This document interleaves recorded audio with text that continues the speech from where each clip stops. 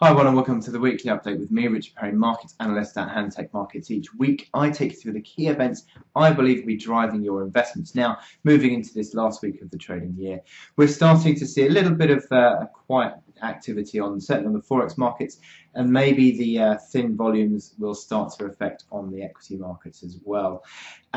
You've got a bit of a sentiment being driven by the commodity prices once again. Post the FOMC, we had that little bit of a bit of euphoria, but then I thought that started to eke away. That started to see Wall Street under pressure on Friday with focus on the oil price. Brent crude falling to the lowest since 2004.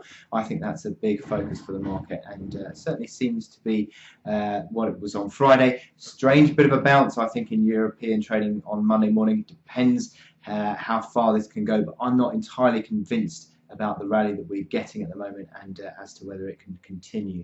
But certainly in forex markets, we're seeing that the post FOMC dollar strength maybe not so much couldn't go too much further, because I'm not convinced about it, because I think that the market is starting to see that the Fed's not going to be able to raise rates 4 times next year, which is what the dot plots are saying. And we've had some economic data out since then. We've got the industrial production, we've got the Philly Fed, we've got the Kansas City Fed data, all suggesting that the industrial side of the US economy is not doing particularly well. So I think that the US might struggle to hike interest rates next year by 4 times.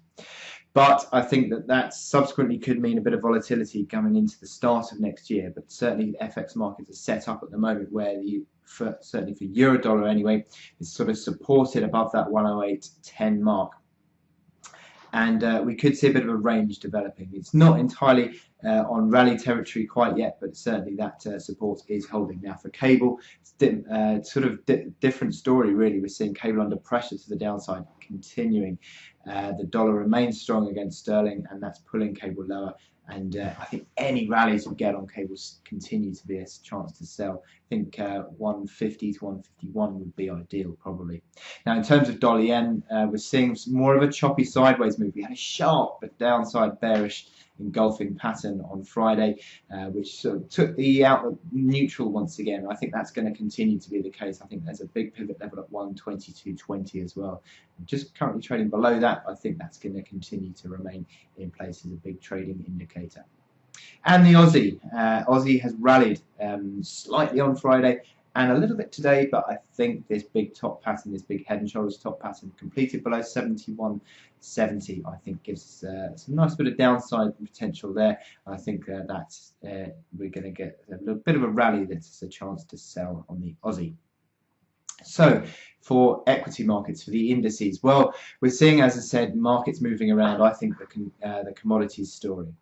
You're seeing a bit of a rally on the DAX today. Again, I'm not entirely convinced as to how much further that can go. You've got some key Fibonacci levels on the DAX that it continues to trade around. The consolidation around these key Fib levels is really interesting on the DAX. 10.850 is the big level. Now there's the resistance in place on the DAX. The S&P 500, well, it's been, across the past few months, it's been fairly range bound actually, but I think it's been very volatile within that range, and I think that volatility continues. You've seen the VIX index, which is back above 20 on Friday in the US, and that continues to play out as this choppy move on the S&P 500. 1990 is the key support medium term there on the S&P 500. You certainly would want that to be broken on a closing basis. And yes, and the FTSE 100. Well, again, it's still not great in terms of performance. It's had a bit of a rally on Monday morning. 60.80 to 61.60 is the big resistance area. And again, I'm not sure that FTSE can do too much beyond that. So in terms of commodity prices, well, we've had the gold price rallying again.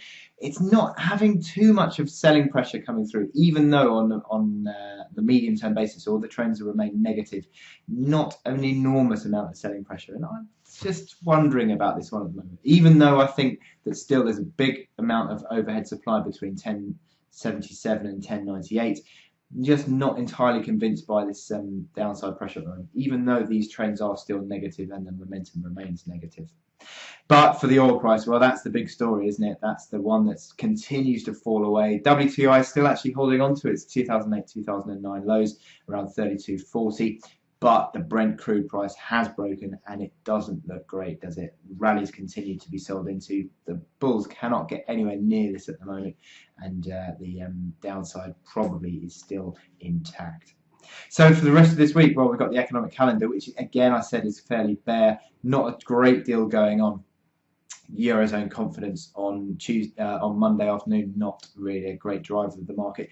You've got Wednesday, which is the big main player, which is actually where you've got UK current account, again not too great for driving sentiment, but mainly the US data is tying up a few loose ends. However, the big one, I suppose, is core PCE, which is the personal consumption expenditure, which is what the Fed looks at in terms of driving inflation.